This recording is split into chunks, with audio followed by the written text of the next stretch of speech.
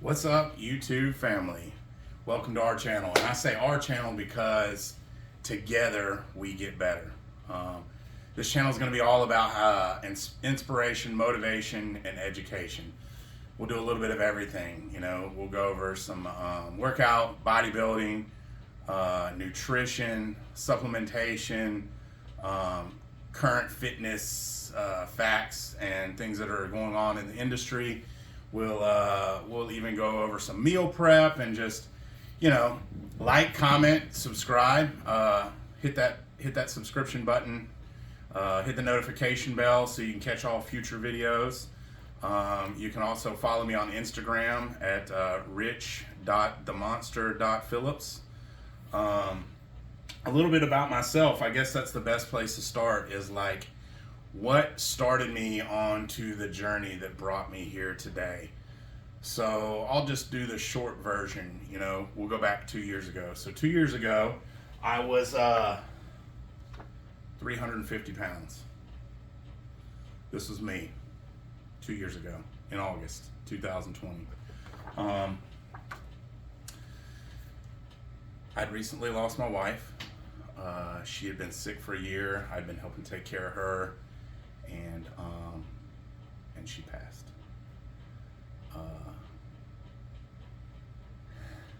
In taking care of her, I didn't really take good care of myself, as you can see. But out of every tragedy can come opportunity, and can come blessings, and opportunities for new things to happen. So from that, I learned that we only get one shot at this life.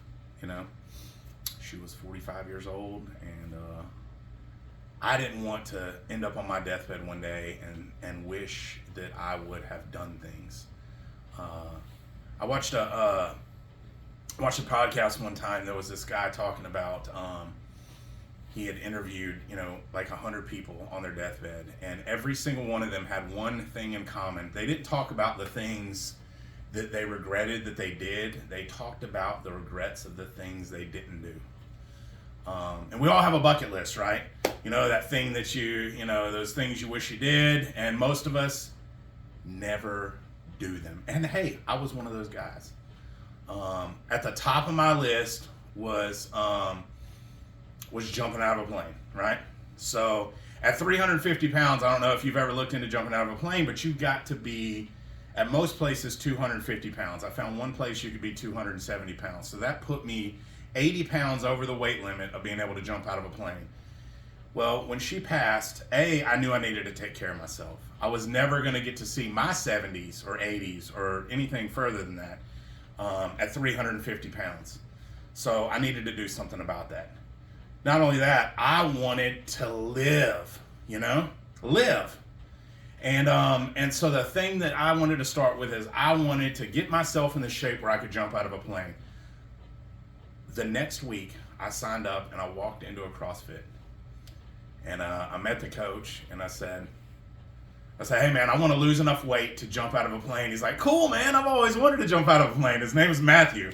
All right. And I was like, yeah. I was like, how about this? I lose the weight, we'll jump out of the plane together.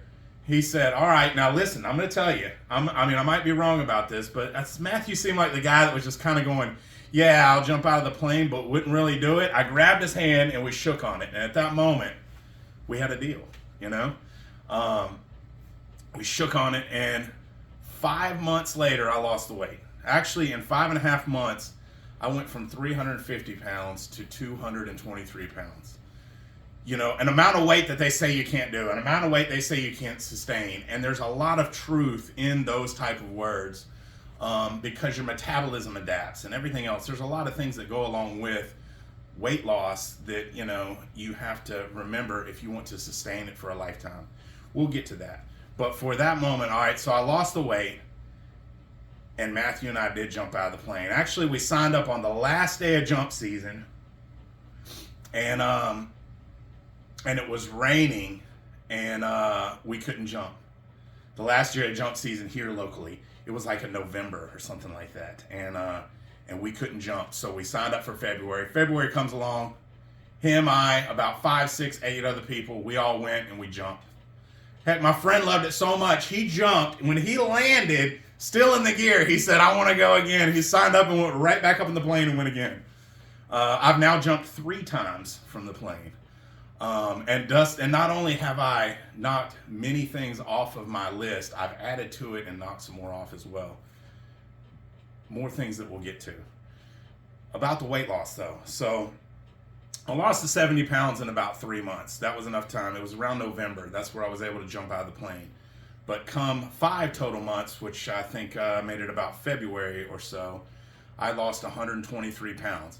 Now, as I said before, your metabolism adapts. Everybody goes, oh, I ruined my metabolism. No, your metabolism's whole point is to protect you. You know, a healthy metabolism will adapt.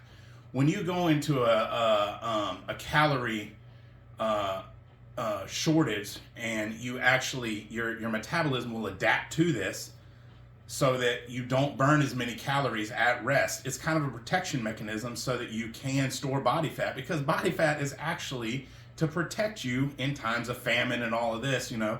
It's a biological adaptation.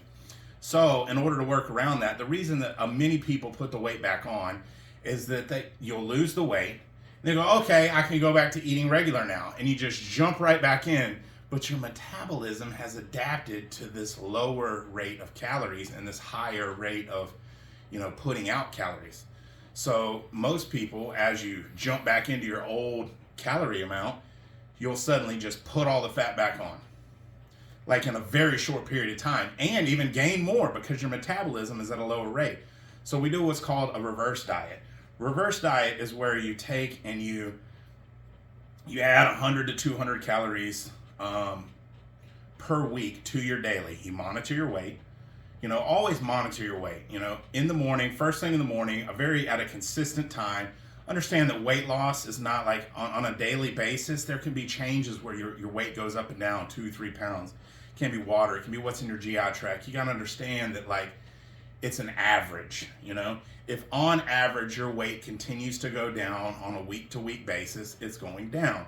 If on average your week-to-week, your daily goes down on a week-to-week basis, then you're at maintenance. On average, if you're starting to put on weight on a daily basis across the weeks, then you're in a surplus. So it's not necessarily like each day. I've had many people go, oh my God, I put on 3 pounds since yesterday.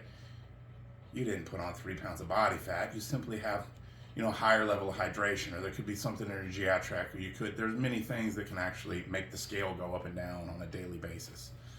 But for me, so I lost the weight, then I reverse dieted for about 4 or 5 months and restored my metabolism. My weight came back up maybe 10 or so pounds.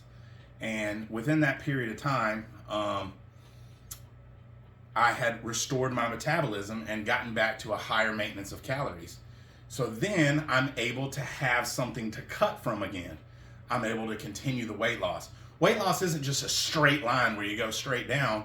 It's kind of, you know, in pieces. So I lose some weight, I restore my metabolism, it goes up just a little bit, I lose some weight again, restore the metabolism. So over the years, you know, things just continue to go down. I got leaner and leaner, and I got stronger and stronger.